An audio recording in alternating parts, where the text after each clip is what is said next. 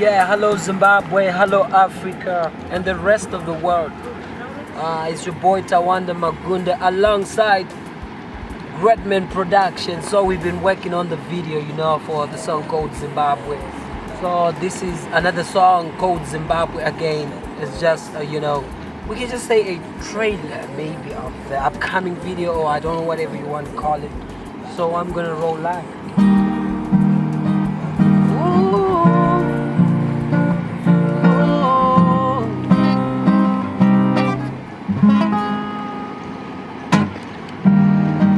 Bukutaiwo misodzi yenyika ino, Nyaradzayi Mwari we, muri takarasikirwa. Vasina moyo varipo, vanovhara zvinhu zvichidaiso. Zvisinei Mwari we, muri kuona zvose.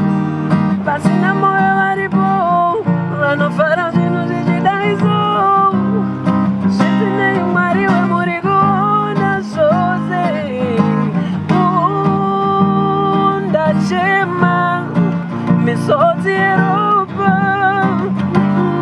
Amai we, nai amai we kani.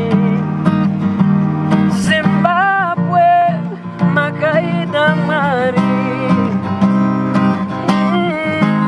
Nyaradzayi nyika. Ndachema misodzi yeropa. Amai we, nai amai we kani.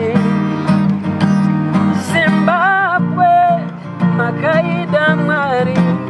Nyaradzayi Mwari we, Nyaradzayi nyika.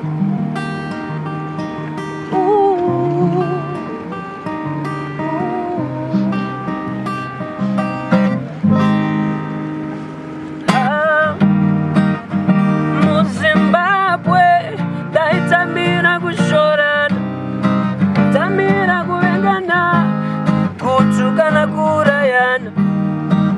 Rudo rwaMwari pamberi Zimbabwe, rega ndikutaurire tikatungamidza Mwari, iwe tinoenda kure.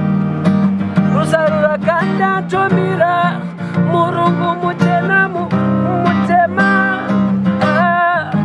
Tese tiri vana veZimbabwe, vasina moyo varipo, vanovhara zvichidaiso.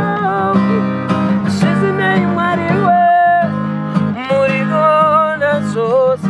Ava vasina moyo varipo, vanovhara kuona tichitambura.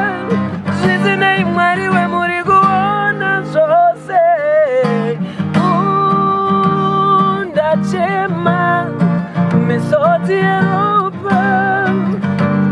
Amai we, nai amai we kani. Mwari Zimbabwe, makaida Mwari.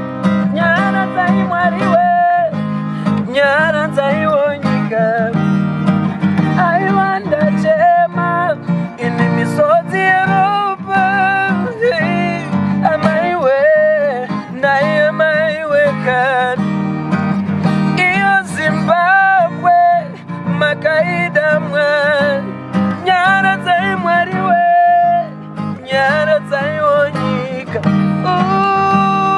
Kuchema misodzi yeropa. Amai we, nai amai we kani. Ndiyo iZimbabwe, makaida Mwari.